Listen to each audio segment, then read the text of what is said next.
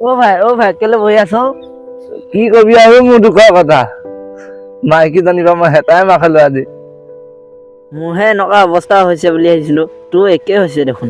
কি কবি আৰু উপায় নাই বুজিছ মানুহজনীয়ে মোক হেতাই মাৰি মাৰি কৈছে চাউল নান চব্জি নান মোৰ কাপোৰ কেইটাও ধুই নিদিয় মই তাইক মোৰ কাপোৰ ধুবলৈ আনিছিলো নে তাই কাপোৰ ধুবলৈ মই আনিছিলো তাইক কি কবি অ, তোৰ দুখৰ খবৰ শুনি শুনি মোৰো দুখ লাগিছে, কিন্তু মোৰো একে অৱস্থা হৈছে।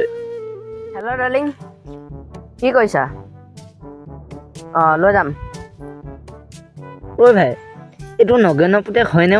ধৰিবই নোৱাৰিছো মাইকী মাহ খোৱাৰ পৰা মাথাটো টিং টিঙাই আছে। মাংস মাছ লৈ যাম বাৰু, তুমি চিন্তা নকৰিবা। হ'ব তেনেহ'লে।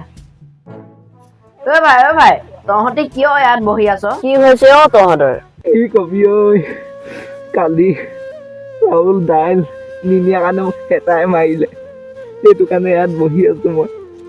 তহঁতৰ মানুহকেইজনীকতো দেখিলে সেনেকুৱা নালাগে, তহঁতৰ মানুহকেইজনীক বহুত ধুনীয়া যেনে লাগে।